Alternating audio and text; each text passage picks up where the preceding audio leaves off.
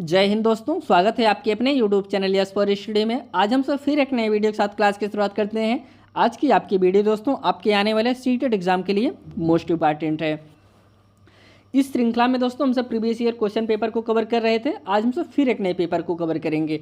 आज जो पेपर हम सब सॉल्व करेंगे वह पेपर आपका 13 जनवरी 2023 को जो आपका सीटेट एग्जाम हुआ था उसी दिन पूछा गया था।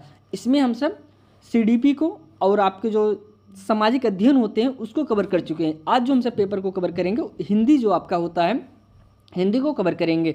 अब दोस्तों आप हिंदी को हल्के में ना लीजिए कि हिंदी बहुत सरल शब्द है, सरल लैंग्वेज है, हम इसको बहुत आसानी से सॉल्व कर सकते हैं। नहीं दोस्तों, हिंदी अगर आप अपना तैयार कर लेंगे, हिंदी से आपका 60 क्वेश्चन तैयार हो जाएगा। अब 60 क्वेश्चन कैसे? आपके 30 क्वेश्चन जो संस्कृत से आते हैं, जो बच्चे संस्कृत से हैं, संस्कृत का क्वेश्चन और आपका हिंदी का क्वेश्चन दोनों सेम ही रहते हैं। कहने का तात्पर्य सिर्फ वह संस्कृत में लिखा रहता है या और यह आपका हिंदी में लिखा रहता है। गद्यांश पद्यांश इसमें भी आते हैं, गद्यांश पद्यांश उसमें भी आते हैं। 15 क्वेश्चन आपके गद्यांश पद्यांश हिंदी में मिल जाते हैं, 15 क्वेश्चन आपके संस्कृत में मिल जाते हैं। जो पेडागोजी होती है दोस्तों, पेडागोजी सेम ही दोनों की है, बस ये संस्कृत में लिखी रहेगी, वह आपके हिंदी में लिखी रहती है। इसलिए दोस्तों आप अगर हिंदी को तैयार करते हैं, इसके साथ साथ आपका संस्कृत 50% तैयार ही हो जाएगा। आप थोड़ा सा पढ़ लेंगे, उसको आप सॉल्व कर लेंगे। इसलिए दोस्तों हिंदी को आप हल्के में ना लीजिए। दोस्तों अगर आप इस चैनल पर नए हैं, चैनल को सब्सक्राइब ज़रूर करिए। यहाँ पे दोस्तों 2011 से लेके 2023 तक आपके जितने भी सीटेट हुए हैं दोस्तों, सभी पेपर यहाँ पे कवर कराए जाएंगे। यह पेपर आप आज जो क्लास हम सब कवर कर रहे हैं, यह पेपर 2 के लिए है। पेपर 1 के लिए आपको इसी प्लेलिस्ट में 50 से ज़्यादा वीडियो अपलोड कर चुके हैं, उसको आप देख सकते हैं। दोस्तों आइए आगे बढ़ते हैं और क्लास की शुरुआत करते हैं। यहाँ से दोस्तों हिंदी के क्वेश्चन शुरू होते हैं। हिंदी में टोटल आपके 30 क्वेश्चन पूछे जाते हैं। 30 में 15 क्वेश्चन आपके पेडागोजी से आते हैं और 15 क्वेश्चन आपके आते हैं गद्यांश पद्यांश से। जो आपका गद्यांश पद्यांश होता है दोस्तों, उसको आपको पढ़ना होता है और उसी से क्वेश्चन बने रहते हैं, उसको आपको सॉल्व करना होता है। सबसे पहले हम सब गद्यांश की तरफ बढ़ते हैं। इसमें गद्यांश जो दिया गया है, करेंगे तिरुवल्लुवर तमिल के संत कवि थे। अपने व्यस्त जीवन से समय निकालकर तिरुवल्लुवर कविता करते हैं। जीवन के अनुभवों पर आधारित उन्होंने 1300 कुरल रचे। कुरल का अर्थ ही छोटा और 2 पंक्तियों में सिमटा छंद है। तिरुक्कुलर नामक ग्रंथ में इनके सभी कुरल संग्रहित हैं, जो 3 भागों में बांटे गए हैं, सद्गुण, संपन्नता और प्रेम। परंतु दोस्तों तिरुवल्लुवर के कुरलों में सामाजिक कुरीतियाँ तथा मानव स्वभाव के अनेक दुर्बलता का वर्णन आता है। आगे बढ़ते हैं। वर्णन आता है, इनके काव्य में कोरी उपदेशात्मकता और किसी धार्मिक दृष्टिकोण को प्रस्तुत करने का भाव तनिक भी नहीं है। उसमें सर्वत्र वह व्यवहारिकता और सहजता है जिसे लोक जीवन में सरलता से अपनाया जा सकता है। तिरुक्कुरल को दोस्तों तमिल का वेद कहा जाता है। तमिल का इसे वेद कहा जाता है। ऑप्शन जो पहला क्वेश्चन इसमें बना है, कह रहे हैं कुरल से तात्पर्य। दोस्तों कुरल से क्या तात्पर्य है? फर्स्ट ऑप्शन है महाकाव्यात्मक ग्रंथ, सेकंड ऑप्शन है 2 पंक्तियों का छंद, ऑप्शन थर्ड है दोस्तों 3 पंक्तियों का छंद, या फिर लास्ट ऑप्शन है छोटा काव्यात्मक ग्रंथ। जैसा कि आपको हम ऊपर ही बताए थे कि कुरल का दोस्तों आप यहाँ पे देख सकते हैं, कुरल का अर्थ छोटा और 2 पंक्तियों में सिमटा छंद। तो ऑप्शन इसमें आपका क्या हो जाएगा? Option B is right answer, 2 पंक्तियों का छंद। इसमें जितने भी क्वेश्चन होते हैं दोस्तों आपको इसी गद्यांश से और पद्यांश से ही बने होते हैं, इसको आपको पढ़ना होगा और इसी से जो क्वेश्चन बने हैं उसका आपको आंसर देना होता है। अगले क्वेश्चन पे बढ़ते हैं हम। कह रहे हैं कि तिरुवल्लुवर ने कितने कुरल की रचना की? ऑप्शन है फर्स्ट ऑप्शन है 1220, 1330, 1200 या फिर 1300। तो इसमें जो कि आपका राइट आंसर हो जाएगा ऑप्शन नंबर आपका डी सही है, 1300 दोस्तों, D is right answer. Next question पे बढ़ते हैं।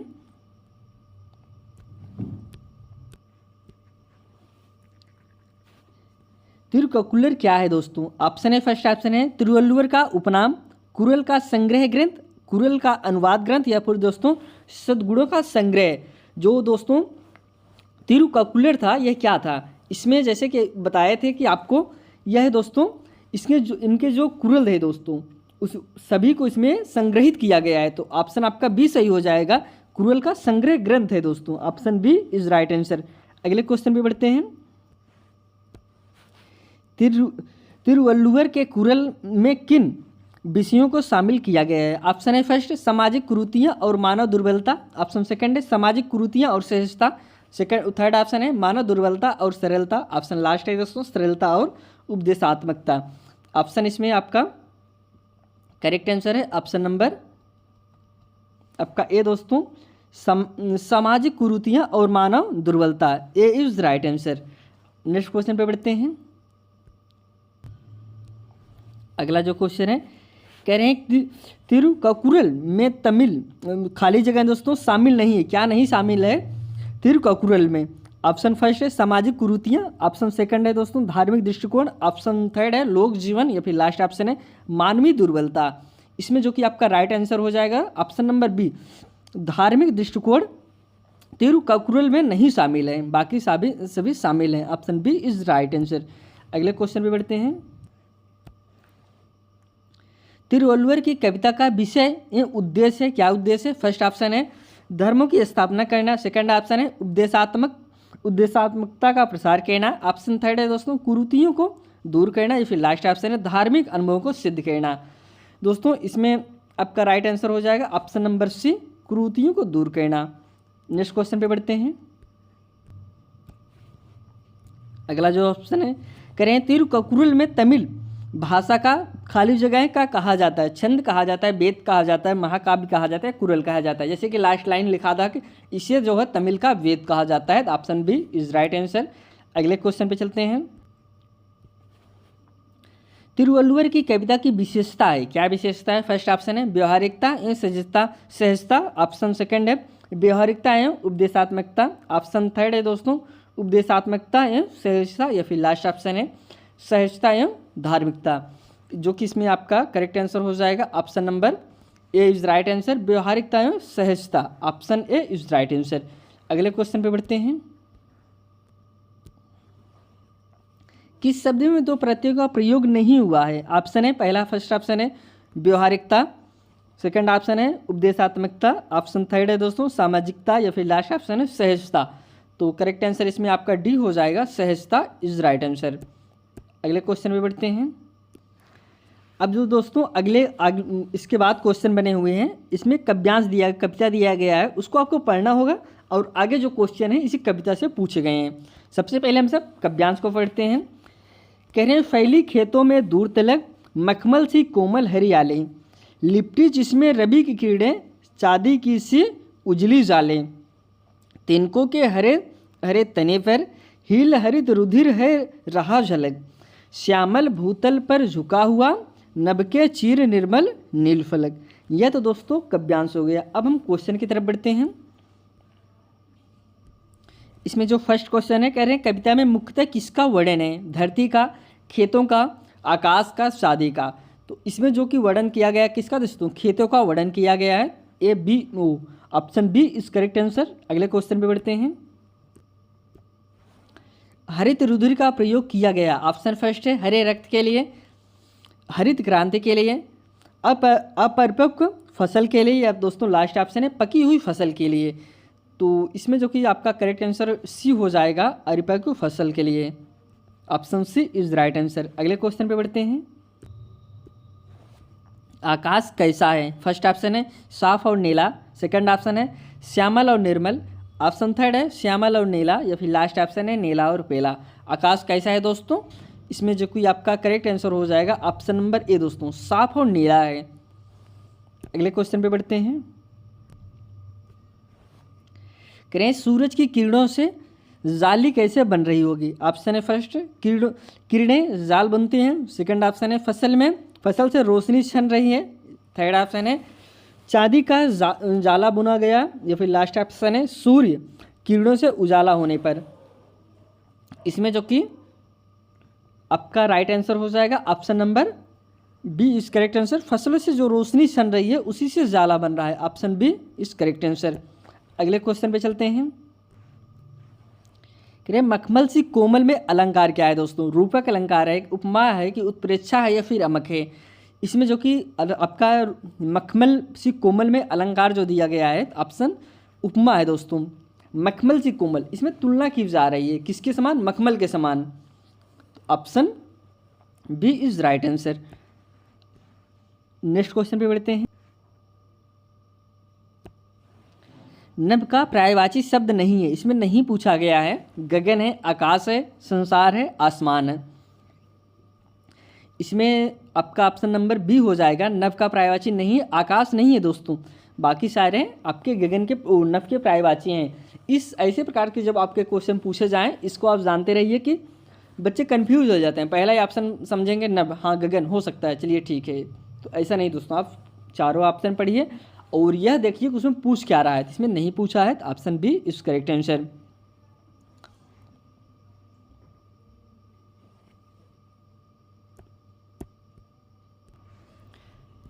अब यहाँ से दोस्तों पेडागॉजी के क्वेश्चन शुरू होते हैं। जो पहला क्वेश्चन है, इसमें निम्नलिखित में से कौन सा प्रभावशाली तरीके से व्याकरण पढ़ाने के संदर्भ में सही नहीं है। फर्स्ट ऑप्शन है उचित संप्रेषण द्वारा नियम संप्रेषित करना। सेकंड ऑप्शन है संदर्भ में व्याकरण के प्रासंगिक नियम प्रस्तुत करना। थर्ड ऑप्शन है वास्तविक जीवन से जुड़े संप्रेषण द्वारा अभ्यास के लिए नियम बताना। या फिर लास्ट ऑप्शन है नियमों को याद करके अभ्यास ड्रिल द्वारा व्याकरण सिखाना। इसमें जो कि आपका राइट आंसर हो जाएगा ऑप्शन नंबर डी दोस्तों, नियमों को याद करके अभ्यास ड्रिल द्वारा व्याकरण सिखाना। अब देखो ड्रिल जहाँ पे भी ऑप्शन आपका आए, ऑप्शन आपका गलत होगा, लेकिन इसमें नहीं पूछा है तो गलत के साथ चला जाएगा। ये तीनों ऑप्शन आपके सही हैं, लास्ट ऑप्शन आपका गलत है, यही आपका करेक्ट आंसर हो जाएगा। नेक्स्ट क्वेश्चन पे बढ़ते हैं। जब हम किसी विशिष्ट सूचना के लिए पाठ्य सामग्री पढ़ते हैं तब यह क्या कहलाता है। ऑप्शन फर्स्ट है सरकारी तौर पर पठन। ऑप्शन सेकंड है दोस्तों बारीकी से पठन। ऑप्शन थर्ड है बहिर्वेशन। या फिर लास्ट ऑप्शन है विश्लेषण। तो इसमें जो कि आपका करेक्ट आंसर बी हो जाएगा, बारीकी से पठन। Option B is right answer. Next question पे बढ़ते हैं। करें मुख्यतः हम मातृभाषा कैसे और कब अर्जित करते हैं। फर्स्ट ऑप्शन है औपचारिक अधिगम स्थिति में, इसे बोलकर, इसे सुनकर, इसे लिखकर। हम दोस्तों मातृभाषा कैसे अर्जित करते हैं दोस्तों, इसमें आपका राइट आंसर हो जाएगा दोस्तों आप इसे सुनकर। अब जो बच्चा छोटा होता है उसे हम लिखाते थोड़ी हैं, पढ़ाते थोड़ी हैं, वह सुन के ही एक दूसरे से बात करने का, इसे सुन के ही बोलने का प्रयास करता है। मातृभाषा दोस्तों बालक जो है सुनकर ही सीखता है, इसे आप जानते रहिए। Option third is right answer. अगले क्वेश्चन पे बढ़ते हैं। व्याकरण सिखाने का कौन सा उपागम इस सिद्धांत को प्रोत्साहित करता है कि भाषा सिखाना नियमों को सीखने से संबंधित है। फर्स्ट ऑप्शन है निगमनात्मक।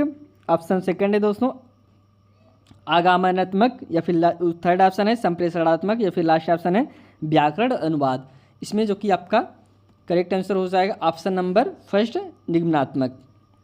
अगले क्वेश्चन पे बढ़ते हैं।